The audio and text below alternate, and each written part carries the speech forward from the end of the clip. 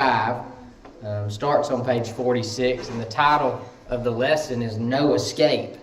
And obviously you'll know why we're talking about Jonah, and we've talked about him a few times in the past year or so. But maybe those that may be listening out there, watch this later, don't really know the story of Jonah. So we're going to be in Jonah chapter 1 and in some verses also in chapter 2. But if you got your books, page 47 on that Understand the Context, says the book of Jonah begins with a mandate from God. And God told Jonah to get up and go preach to the people of Nineveh. And Nineveh was one of 3 Assyrian administrative cities, and it was a place where the wicked king resided. But when God told Jonah to get up and go, he instead went down to Joppa, boarded a ship, and fled to Tarshish in the opposite direction. Again, a lot of times when we're kids, we hear Jonah, and the first thing we associate with Jonah is a whale, right? That's what we associate him with as a kid. But as you learn more, there's a reason why Jonah ends up in that fish's mouth. So Jonah is God's told him, hey, go down over there to Nineveh, preach to them. They're wicked. They need to be told about me. And Jonah decides, he don't think that's necessarily the best idea, and he don't want to do that. So he acknowledges that, God is the creator of everything, and the sea and the land, but he thinks that a ship is going to be able to get him out of the way, and he can just flee from God, right? It says God then caused a tumultuous storm, threatening the lives of everyone on the vessel. So he gets out on this boat, thinks he's going to run, and then bam, a big storm starts happening. It's obviously going to be a massive storm too, because sailors on the boat are praying out to their gods that aren't going to do anything. And finally, the captain of the ship wakes up Jonah and tells him, hey, call out to your God. Let's see how we can get this thing stopped, right? It says Jonah identified himself as a Hebrew who worshiped the Lord, but admitted to him that he was fleeing from God, right? It says the prophet told them that if they would just throw him into the sea, it would calm down. And as God's prophet, Jonah knew God would forgive him if he repented. Yet Jonah preferred perishing in the sea over obeying God and going to Nineveh. So, really, you can look at Jonah here, and he's being pretty selfish here. Instead of taking the lives into account that God wants him to reach at Nineveh, he just says, just kill me. I'd just rather be off this ship and just kill me. I ain't gotta go to Nineveh if we do that. Well, let's go ahead and get into the verses here. Jonah chapter 1, verse 15. It says, so they took up Jonah and cast him forth into the sea, and the sea ceased from her raging. Then the men feared the Lord exceedingly, and offered a sacrifice unto the Lord, and made vows. Now the Lord had prepared a great fish to swallow up Jonah, and Jonah was in the belly of the fish 3 days and 3 nights. So, like we said here before we got started, he's looking for an escape. He's looking for a way to get out of what God has told him to do, his responsibility to go and preach to the Ninevites. But as God always does, he uses every decision we make. It's going to end up and glorify him in one way or another. And he uses Jonah's disobedience here to reach others, to reach these sailors, right? Because it says when they threw him off, and the sea calms down, it says they feared the Lord there. They understood right then, hey, this God that Jonah prays to, the one and only, he really does control it. So God took Jonah's disobedience to get to other people, to get to these sailors on the boat. It says Jonah couldn't escape God's discipline, and the sailors couldn't escape the storm by disobeying the prophet. So they didn't even really want to, throw him over. They're thinking, man, this is going to kill you, right? But he says, throw me over, and everything will calm down. And it does. So it says the angry sea became calm at the instant the sailors obeyed the prophet.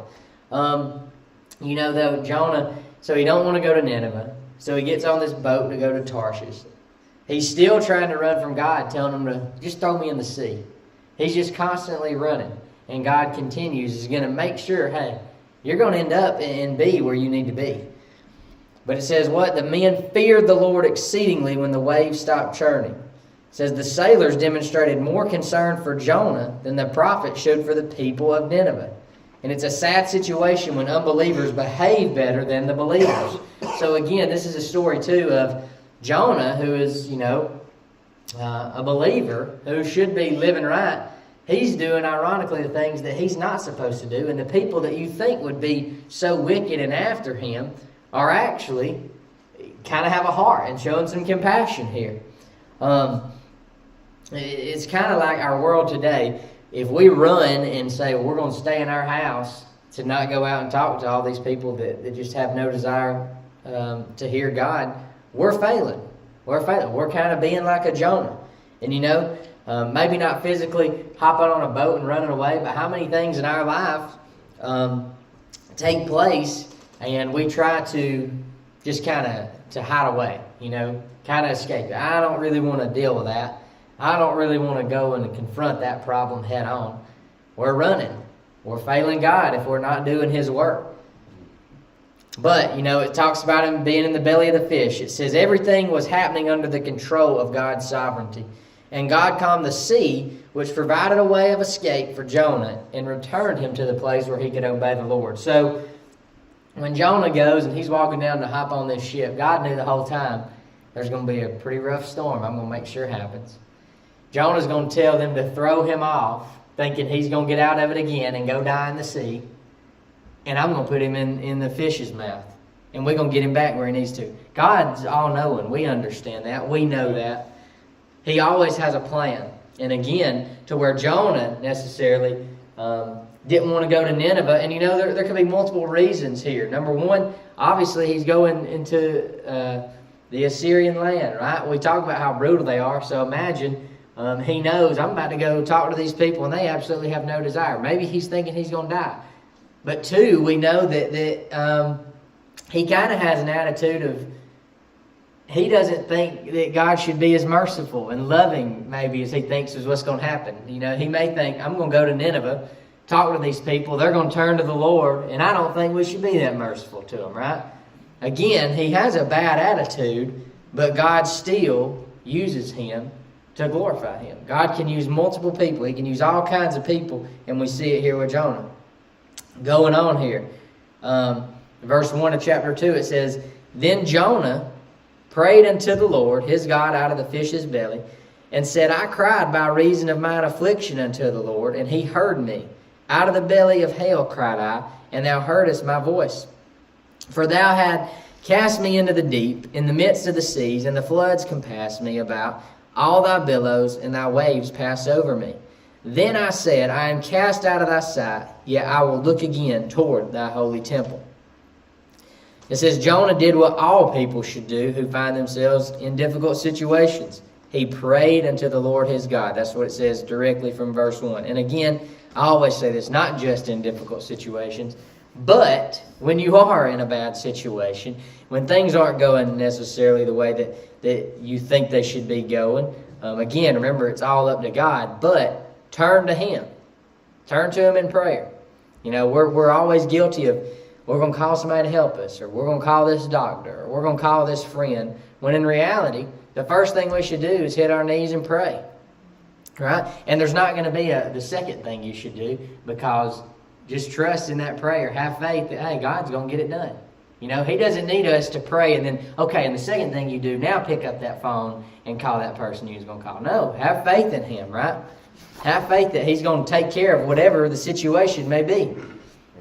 It says, though the captain of the ship had asked Jonah to pray, this is the first record of the prophet praying. And like Jonah, we sometimes are more motivated to pray as our circumstances grow more difficult. Kind of what I'm always saying every week. Why do we wait so long to pray? Why do we let things get so in dire straits before we go to prayer? Because you think about it, if Jonah would have just followed what God told him from day one, now granted, we wouldn't have this portion of the Bible in there. There was a reason why he did that, for us to learn and be used as an example. But when we get in bad situations, maybe if we would have been doing what was right the whole time, we wouldn't be in that situation, right? And God uses things that we do that are not glorifying Him to sometimes just cut us down at the knees and say, hey, remember who you serve. Remember, I'm the Creator. Remember, I'm the one that you need to be worshiping. And it's not to say that all good things are going to constantly come to you and life's going to be easy if you're just staying in prayer and being in church and doing the things for the Lord. I'm not saying that. But if you are, spiritually, your life is going to be a lot better. There's no doubt about it. It says the main point is that God used Jonah's time in the great fish to bring him to his senses and renew his commitment as a prophet of the Lord. So you think, had never been inside the mouth of a fish? I doubt I ever will be inside the mouth of a fish, right? But I can't imagine, there's not a disclaimer here in our Bible that says, and this fish was, smelt great and everything like that. You think about a fish, right? We take that, it's in the sea. It couldn't have been an enjoyable time inside that fish's mouth. But this is like the rock bottom point for Jonah. This is where God is kind of, at some point, it had to click in Jonah's head. The God that stopped that storm when they threw me off is the same God that put this fish right here for me to be in and is causing me not to die. Knowing I'm going to be put back on the land and I've got to go do what God's told me to do. It says God was not only present in the fish's belly, but was able to hear Jonah's prayer as he was sinking down to death. Again, God's everywhere. Just like the lesson said, there's no escaping. There's no outrunning him. There's no outthinking him or saying to yourself, I'm not going to say it out loud. I'm just going to think it. He already knows it, right? He knows what you're thinking about before you ever think about it, right? He's all-knowing. And it's just so... there's not a word to describe it. The millennial in me would say it's just awesome. It's just awesome how powerful and how all-knowing God is. There's never been anybody else like him. There's never going to be anybody like him. And when we're talking about Jonah, I try to always parallel it like with our world. I just look at it as maybe we could say Nineveh is just like our country. Or any country in the world for that matter. They obviously reject God. They have no desire to believe in God. But for some reason, God chose Jonah. Just like for some reason, He's all chose us to be here as believers, to be in this place right now. Just like we're meant to go out and reach certain people. I always say, Pam can probably reach people that Autumn can't. And, Bonnie can reach people that maybe I can't. We're all here for a reason. And God has allowed us to choose Him because He knows, hey, there's places that Connor needs to go, that he needs to be talking to. There's a reason we're all in here today at this time on October 2nd. For some reason, we're in this church right now. There's a reason for everything, right? And we don't need to take any of that for granted. But it says, the sailors may have physically thrown him into the sea, but this was the action of God disciplining and preparing Jonah for a second commission to go to Nineveh. Again, God's using the situation here to glorify Him and bring Jonah closer. So again, parallel it back with us. When we're going through something bad in life, if we're doing what we should do and be praying to Him and looking towards Him for the answers instead of everything else, it's going to bring us closer. You hear a lot of people say a lot of times, you said it too, Barbara, the past year or so, you feel like you've gotten closer to God than any other time, right? If we're where we need to be, when things get rough in our life, and we're trusting and believing on the Lord, He's going to allow it. Hey, this is a test, right? This is a test for us to grow closer to Him, to lean on Him.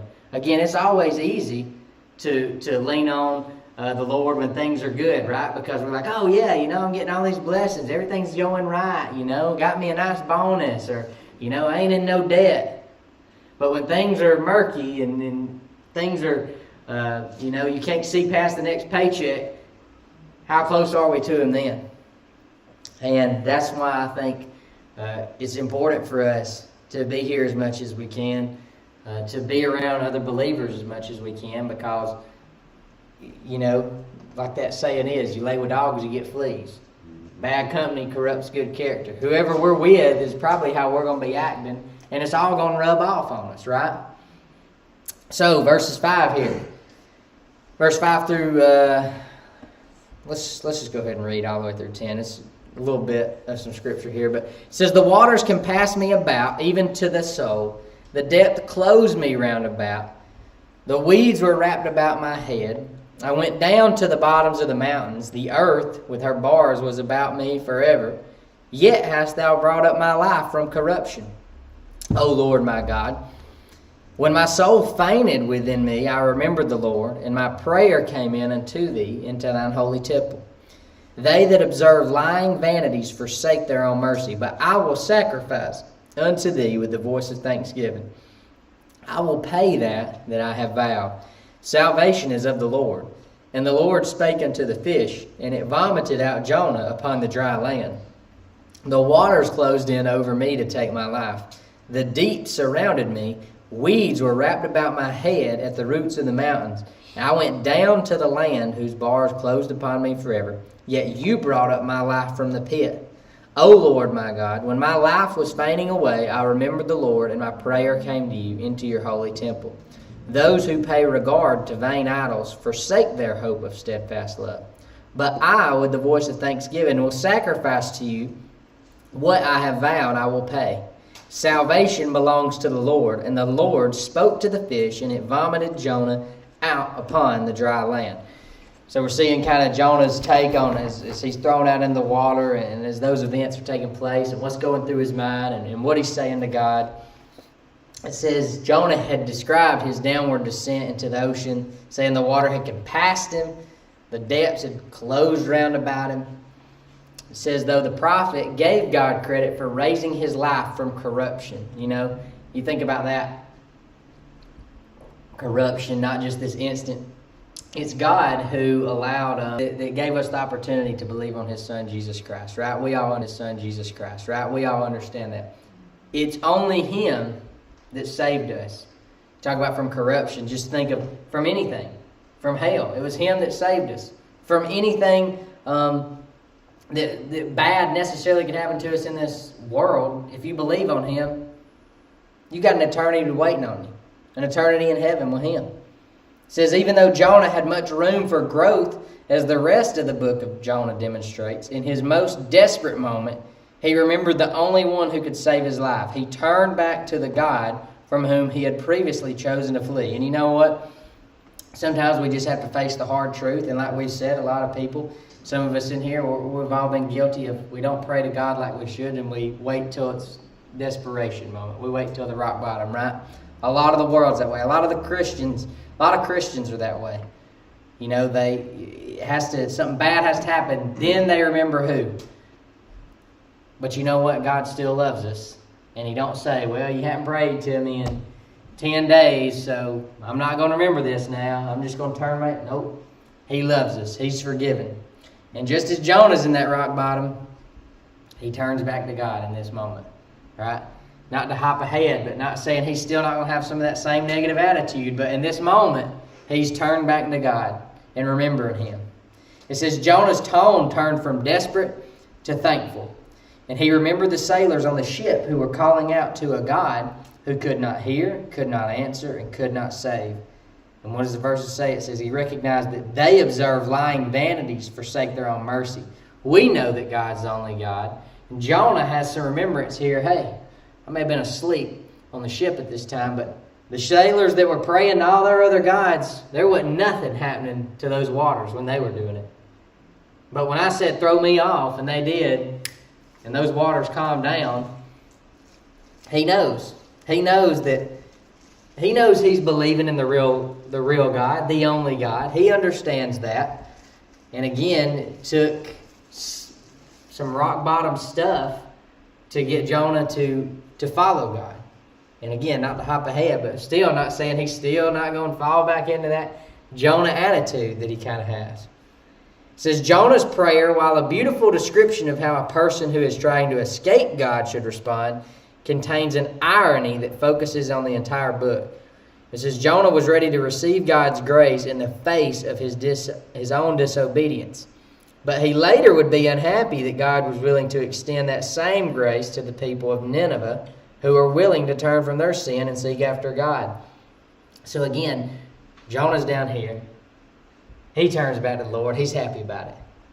But now when he's about to go to Nineveh, the people that absolutely can't stand God, before he's talking to them, And then God's putting that same mercy out that helped Jonah. He's kind of, whoa, what's this about? Why is this happening? And we talk about it in here. That's one thing we don't need to fall into. Yes, we talk a lot about things going on in the world, but it's for information purposes. We are still called to love those people, the things that we're talking about in here. Right. It upsets us, it frustrates us. But again, I always say this, that's why there's no book in here called The Gospel of Connor or The Gospel of Joey. Because if so, it would probably be doing things different, right? And it would be not correct in God's sight. I imagine if we ruled and God gave us a day to rule, He would probably real quick just smack us in the face and say, have y'all even read the Bible? Have y'all even looked at the things you're not supposed to be doing, right? Cause judgment, that's not going to be for us to decide. What He wants us to do while we're here is exactly what He told Jonah to do. Hey, go talk to these people that don't believe on me. Tell them that judgment's coming. Tell them that I'm the only way to get to heaven. Right. And they're going to spit on you. Some of them are going to reject you. Some may turn to me, Jonah. But just do what I'm telling you to do, just like we're called to do. Go tell everything that we can in this Bible to a lost world. In our meantime, when we're not talking to the lost, be around other believers to build ourselves up spiritually and to stay grounded. But it's not up to us to just wring out punishment to everybody. We're called to love people. We're called to forgive them. And when they try to, stoke us with a fire and say, well, what does it say here? Or why, you're being such a hypocrite. You know what we're still called to do? We're called to be calm, slow to speak, talking to myself here, right? We got to love these people because, again, if they don't know God, they don't know love. And if they don't know love, all they know is just blatant hate. And they want to cause dissension. That's why our world's in the state it's in today, because our world never steps back and says, well, what would God do? And if so, we would have a utopia, right? It'd be perfect if everybody was doing what God wanted us to do. But Adam and Eve, real quick, said, there's going to be sin in the world. Yeah. There's going to be sin, and now God gave us a perfect world, and He's going to restore it. But right now, physically, statistically numbered, we're outnumbered. The believers, the Christians, the true Christians are outnumbered. But from a spiritual sense, there could be one Christian left in millions and millions of non-believers. And if God wants that Christian to take care of it, and it's going to be handled. Right. So we can't get discouraged like that. The lesson says a person's faith is measured by the actions taken in response to God. We've always heard that saying, actions speak louder than words. And I think there's definite truth to that. I can stand here all day long, use my favorite target, Marie.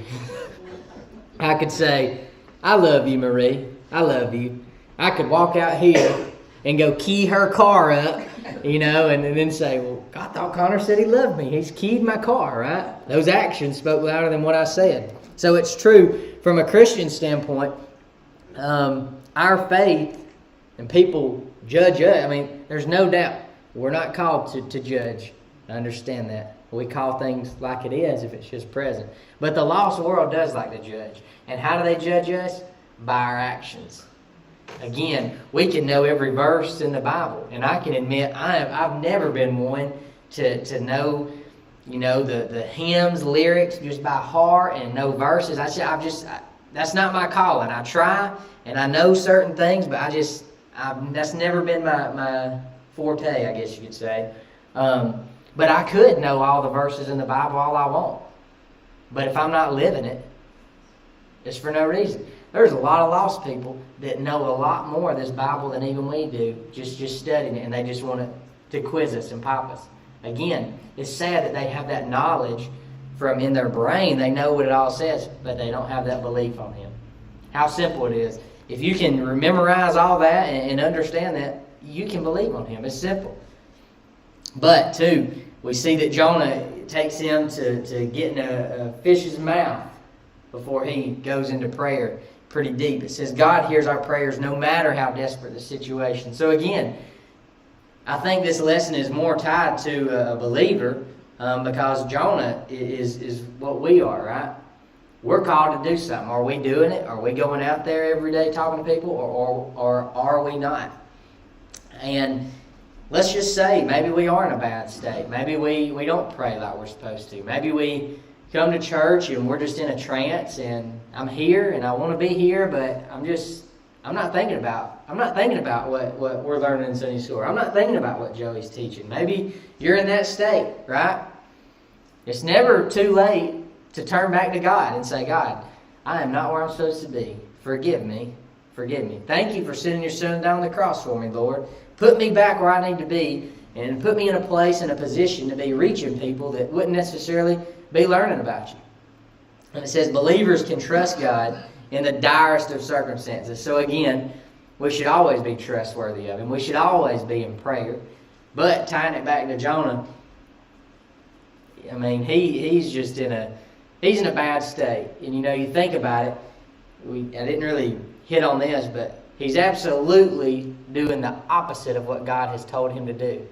And when God tells us to do something, imagine He told us to, y'all go to Rome, and y'all go have a revival up here, and we said, we're not going to do that. No, we're not going to Rome. We're going to go down here to Haralson County. That's where we're going to go have it, right? Hey, God told you to go here, and you're going here.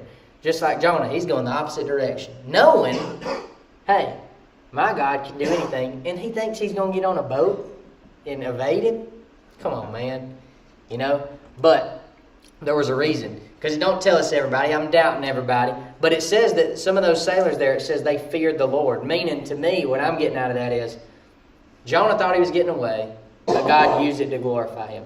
Who knows, those other sailors on that ship, who knows their destination, where they ended up? How many more people did they go and tell about what they saw with Jonah? We don't hear some of those things, but we know, common sense, God gives us a brain to understand, hey, if some of those guys turned into believers, they reached, and some of their families probably got it. Yeah. So just like with us, maybe God's telling us to do something and we've ran from it. Or maybe God has told us to do something and we did it. Regardless of those situations, He's going to always use it to glorify Him. Always. Whether it's lost, saved, whoever. You're not going to do something on your own terms. You may think you are. You may be fooling the world and think, well, we did it my way. Nope. There's a reason God does things, and He sets it all out. Again, if we look at our world right now, I like to think about it a lot. I have no idea why some of the things are happening in our world. But I look forward to having that conversation one day and say, Lord, why did this happen, right? And ultimately, He's setting it all up for us to be out there and to glorify Him. Period. Anything that we see, anything that just absolutely goes against this Bible in the world, it's up to us to tell the people what's right if they're never going to be in church. And again, we're going to get mocked. We're going to get spit. May get killed. May get beat. But ultimately, if you're saved, it's all good. It's all good. Nobody really likes hearing that, when you think about it just from a world standpoint. But if you say, I'm going to be better off when I'm dead. I mean, who walks around saying that, right? But from a believer standpoint of view, it really is true. Yeah. You think about it. Say we get diagnosed with some terminal illness. Well, if you're a believer, it's all good. You're going to have it better. And we always talk about this, not trying to beat up, but we all hear, they're looking down. No, they're not. Nobody's looking down on us right now. Because if so, they'd be in tears. They'd be crying to look down on this earth, right? God takes care of that. I don't have the answer of how that all works, but it's God. He does what He wants, and He's not going to put any sadness on anybody that's been a faithful servant and passed this earth by. Not going to do it. That's right. So, if we're talking to somebody, if somebody's out there listening and you go, well, again, I remember learning about Jonah in a whale on Vacation Bible School. I don't remember all those details, though, but in reality, where we're at right now here, Jonah was in that whale's mouth. Fish, now it never says whale to my knowledge. I could be wrong, but we just assume, big fish. Regardless, he's in that situation because he wasn't doing what God told him to do. And God put him there. So, hey, and I know I'm kind of rambling now, but I think, too, you think about the ocean, how big it is, right? How deep it is. God had that fish there at the right time, right place, swimming by right when that ship throws him off, right? It's just divine intervention, purely. Use that example about my granddad. Standing in the hospital, they straight told. I heard it, sitting there right with my mom. They said, probably 3 months. 3 months. Other doctors looked at the scan and said, I don't really see. Hey, what do they know? Not saying they're just absolutely crazy, but what did they know? They obviously, one did say, they said, barring a miracle from the Lord. She said, I'm a believer. At least she understood that. Hey, it's only a God thing. And He's going to do what He wants when He wants. And you can run all you want, but just turn to Jonah if you think it's going to turn out the way you want it to. Nope, it don't. That's right. So, has anybody got anything? Mr. Funk and them returned home yesterday, and he said, we may not be there, so. I think we're right about how we wait till everything gets bad until we pray, and we're all guilty of that. At Gideon told me one time, that's the exact reason those Bibles are in the hospitals. They said they have a saying that most people never look up till they're flat on their back, and so that's so that's why they wanted to get those in there. They knew people would be more receptive in there than they would, at the playground. Yep. All right. Well, David, do you want to close us? Father, we do thank you for the day you've given us and the blessings of life. Lord, for just allowing us to get up this morning and come this way, Lord. And let us never take that for granted, Lord. What a blessing it is, Lord. There's so many people that don't have this opportunity, that things that we just take for granted, Lord. Let us, Lord, always be about your business. And Lord, thank you for this lesson, Lord. Let us apply it to our heart. Lord, we know many times you send us to do things and we try to resist, and knowing how futile that is, Lord. Help us just be more eager to follow your Spirit and do your will. And Lord, as individuals and as a church, and Lord, just whatever we do for the remainder of this day, I ask that you just touch Joey right now, Lord, and just give him that holy unction that he needs, Lord, that to give us whatever we need to do today, Lord, and let it all be done in your will. And thank you again for it all. In Jesus'